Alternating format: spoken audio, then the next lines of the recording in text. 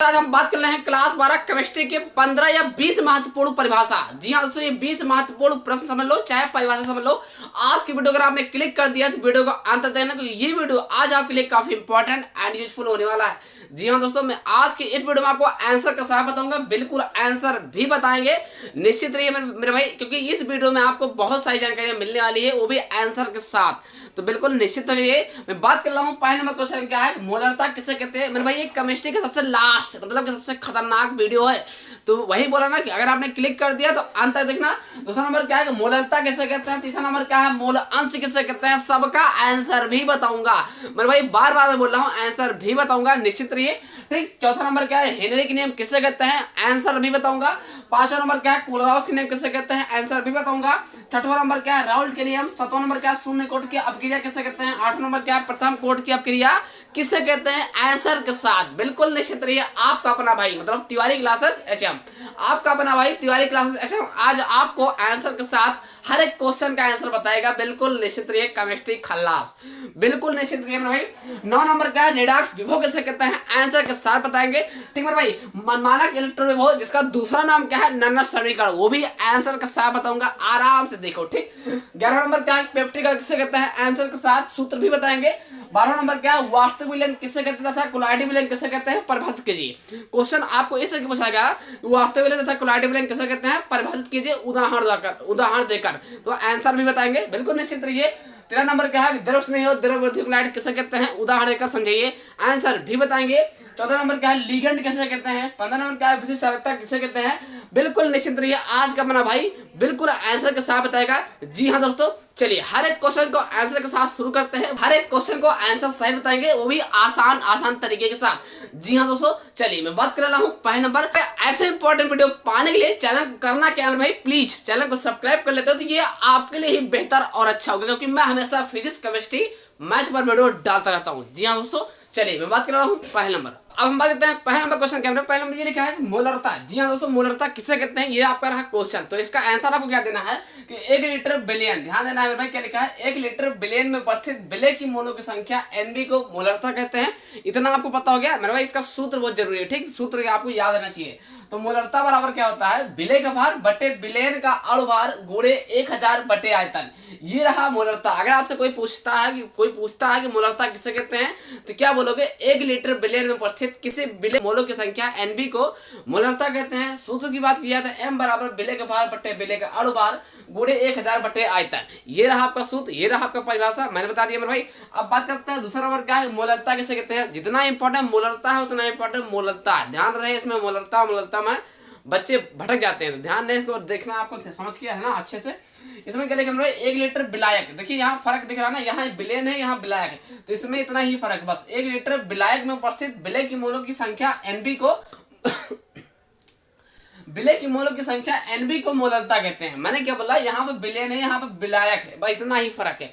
तो क्या बोला जाएगा, 1 लीटर विलायक में उपस्थित विलय की मोलों की संख्या एनबी को मोलरता कहते हैं। बात की जाए सूत्र में भाई, सूत्र क्या होता है, एम बराबर विलय का भार बटे विलय का अणु भार गुणे 1000 बटे विलय का भार। बस ये सूत्र अप्लाई करो, तो इतना ही आपको समझना है, एम बराबर विलय का भार बटे विलय का अणु भार गुणे 1000 बटे विलय का भार। ये रहा आपका, मैंने आपको मोलरता बता दिया, मोलरता बता दिया, दोनों बता दिया। अब आपको करना क्या है, स्क्रीनशॉट। जैसे दोस्तों आंसर चार्ट ले लिया होगा। अब हम बात करते हैं तीसरा नंबर। ठीक, तो अब हम बात करते हैं तीसरा नंबर क्वेश्चन क्या है। तीसरा नंबर लिखा है कि मूल अंश। मेरे भाई ये काफी इंपॉर्टेंट है क्वेश्चन, आपसे इस तरह पूछा जाएगा मूल अंश किसे कहते हैं, परिभाषित कीजिए। डायरेक्ट 3 नंबर का है। जी हाँ दोस्तों, तो आपको आंसर कैसे लिखना है कि विलयन में उपस्थित किसी एक घटक के मोलों की संख्या तथा विलय एवं विलय की कुल मोलों की संख्या। कुल का मतलब होता है प्लस, वही लगा है प्लस। ठीक, क्या है कि विलयन में उपस्थित किसी एक घटक की मोलों की संख्या तथा विलय एवं विलय की कुल मोलों की संख्या के अनुपात को मोल अंश कहते हैं। इसे x से प्रदर्शित करते हैं। ठीक, इसका सूत्र क्या हो जाएगा मेरे भाई, XA प्लस XB बराबर 1। ये रहा आपका सूत्र, मैंने बता दिया मोलस। अब हम बात करते हैं मेरे भाई, क्या लिखा है, हेनरी के नियम। चौथा नंबर काफी इंपॉर्टेंट है मेरे भाई।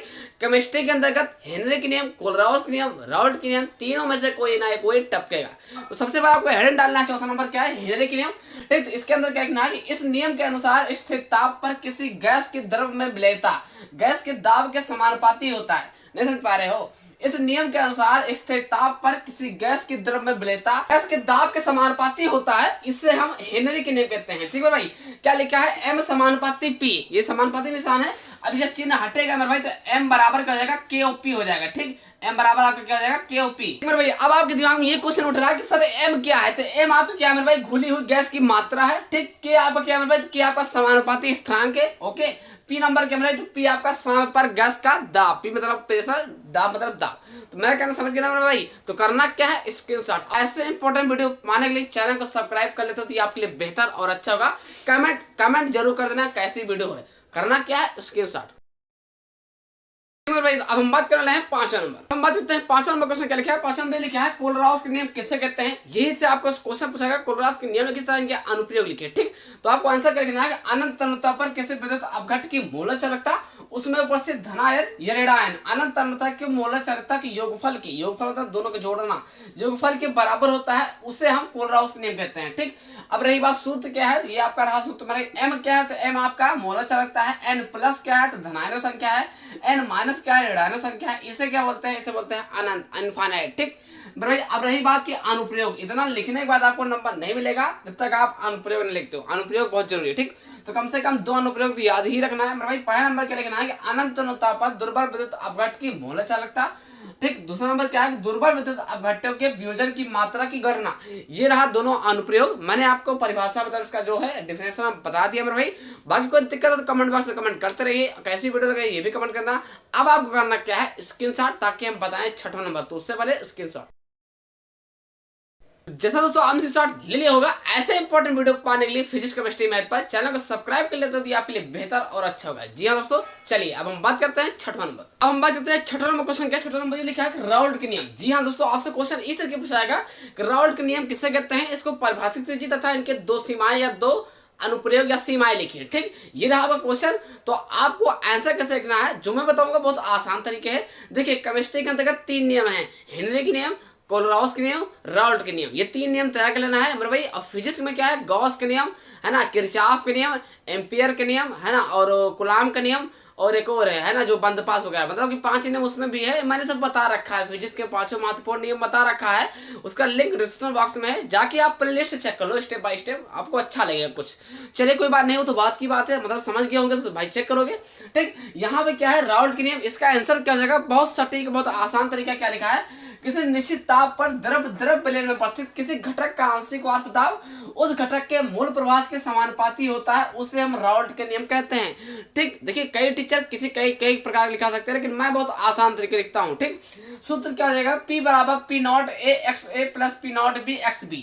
ठीक, राउल्ट के नियम की सीमाएं जरूर लिखोगे तभी नंबर मिलेगा मेरे भाई। तो पहले नंबर क्या लिखा है कि यह नियम केवल अतितनु विलयनों पर कार्य करता है। दूसरा नंबर अतितनु विलयनों पर कार्य करता है। दूसरा नंबर क्या है कि एनटीपी पर दोनों घटक आवासशील होने चाहिए। अब रही बात, दिमाग में क्या उठ जाएगा कि एनटीपी का फुल फॉर्म क्या होता है, एनटीपी आखिर क्या है, तो इसका बता दे full form, natural temperature pressure, Hindi में क्या बोलते हैं, सामान्य ताप दाब। ये आपका हो जाएगा ना, तो लिख लेना साथ ही साथ मेरे भाई। करना क्या है, स्क्रीनशॉट। ठीक, कुछ नहीं करना है, स्क्रीनशॉट, बाकी कमेंट जरूर करते करो। तो आपने इसके साथ ले लिया होगा। अब हम बात करते हैं 7वां नंबर। तो अब हम बात करते हैं 7वां नंबर क्वेश्चन क्या है। 7वां नंबर लिखा है कि शून्य कोटि की अभिक्रिया किसे कहते हैं, इसका मतलब आपको उदाहरण देकर समझाना होगा। ठीक, क्वेश्चन आपको यही पूछा कि शून्य कोटि की अभिक्रिया किसे कहते हैं, था इसका स्थिरांक का व्यंजक ज्ञात कीजिए। ठीक, ये काफी इंपॉर्टेंट, डायरेक्ट 5 नंबर का आता है। तो इसका आंसर क्या हो जाएगा भाई, वह अभिक्रिया जिसमें अभिकारक के किसी भी अणु का सांद्रण परिवर्तित नहीं होती है, अर्थात जिसका वेग अभिकारक के सांद्रण पर निर्भर नहीं करता है। जिसका जो वेग है अभिकारक के सांद्रण पर निर्भर नहीं करता है मेरे भाई, उसे हम शून्य कोटि की अभिक्रिया कहते हैं, कहलाती है। ठीक, उदाहरण की बात की जाए तो सूर्य के प्रकाश की उपस्थिति में H2 और Cl2 का संयोग, तो H2 प्लस Cl2 से आपका क्या बन जाएगा, 2HCl। भाई 2 और 2 हो जाएगा, HCl हो जाएगा, मतलब H2 प्लस Cl2 बराबर 2HCl। किसकी उपस्थिति में, सूर्य की उपस्थिति में। ऐसे आपको पूरा याद करना पड़ेगा, तब आपको 5 नंबर आपके हाथ में होगा। ठीक है भाई, इसके बाद यहाँ से यहाँ तक लिखने के बाद ये लिखना है कि शून्य कोटि की वेग स्थिरांक का व्यंजक जरूर लिखना है, हेडिंग डाल के। अभी के अंदर इसके नीचे क्या लिखना है कि शून्य कोटि की अभिक्रिया के वेग स्थिरांक का व्यंजक x बराबर kT है। x क्या है, तो x आपका अभिकारक है, t क्या है, समय में अभिक्रिया है। के क्या है? अभिक्रिया का वेग स्थिरांक।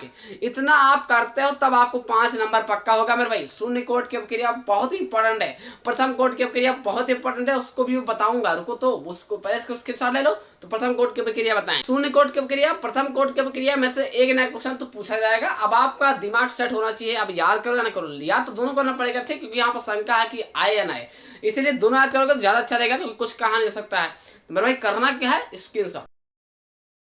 दोस्तों आपने स्क्रीनशॉट ले लिया होगा। अब हम बात करते हैं 8वां नंबर। तो अब हम बात करते हैं 8वां नंबर क्वेश्चन। क्या 8वां नंबर ये लिखा है कि प्रथम कोट की अभिक्रिया लिखिए तथा इसका वेग स्थिरांक का व्यंजक कीजिए। ये भी काफी इंपॉर्टेंट क्वेश्चन है भाई, उदाहरण देकर समझाना होगा। ये काफी 5 नंबर का है। शून्य कोट की अभिक्रिया, शून्य कोट की अभिक्रिया, प्रथम कोट की अभिक्रिया, दोनों क्वेश्चन में से एक क्वेश्चन पूछा जाएगा।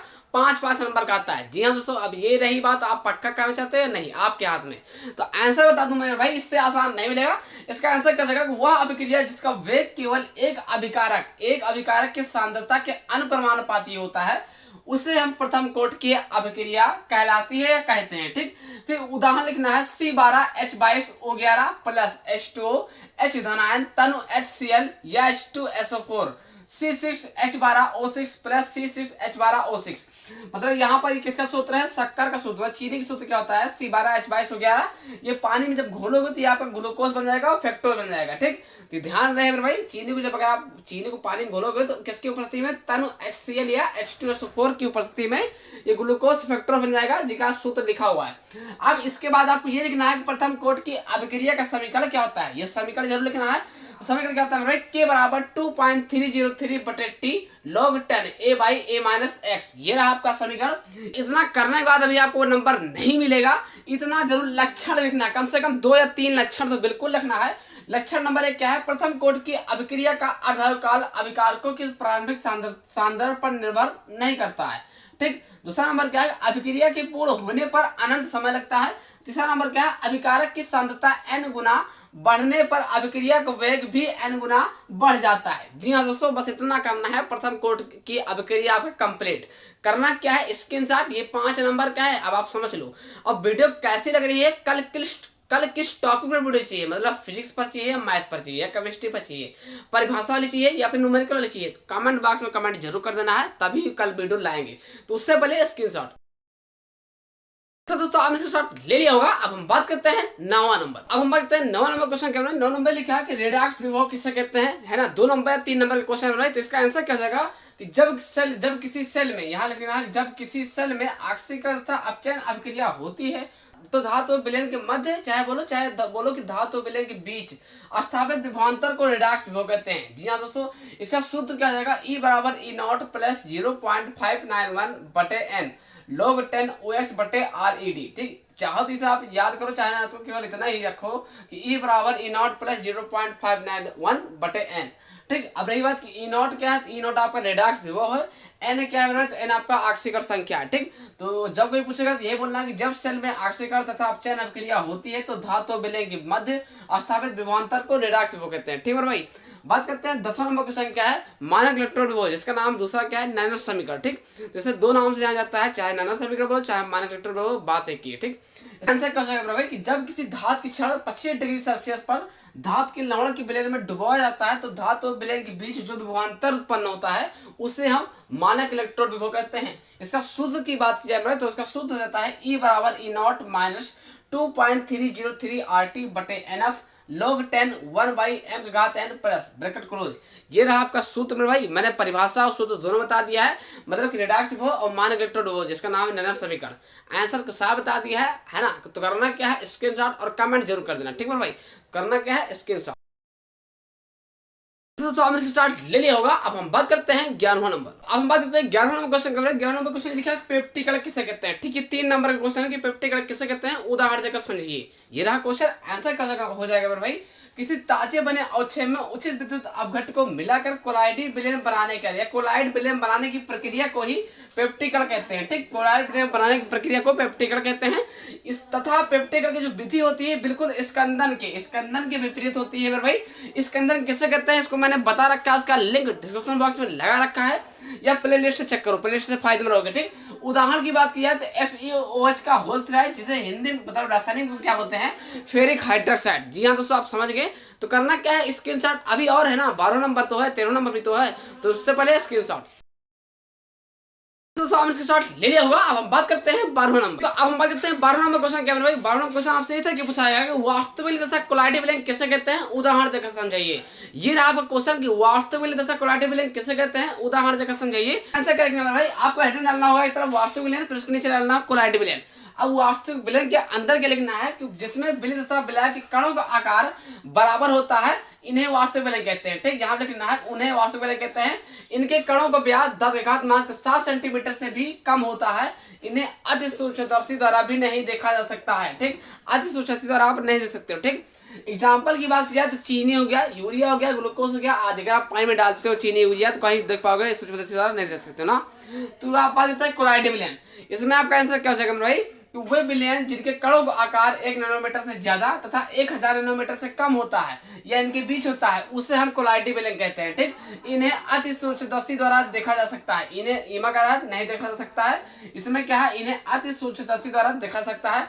यह एक विषमांगी तंत्र है, जैसे गोंद हो गया, स्टार्च आदि। ये काफी इंपॉर्टेंट है भाई। वास्तविक विलयन तथा कोलाइटिव विलयन कैसे कहते हैं, उदाहरण देकर समझाइए। ये रहा क्वेश्चन, ये काफी इंपॉर्टेंट है। ये 5 नंबर का आता है मेरे भाई, इससे आसान आपको कोई नहीं बता पाएगा। बाकी कमेंट कर देना कल कैसी टॉपिक किस चीज पर वीडियो चाहिए, और बाकी ये वीडियो कैसी है ये भी कमेंट करना है। करना क्या है आपको, स्क्रीनशॉट, क्योंकि अभी और तो है ना, तो स्क्रीनशॉट।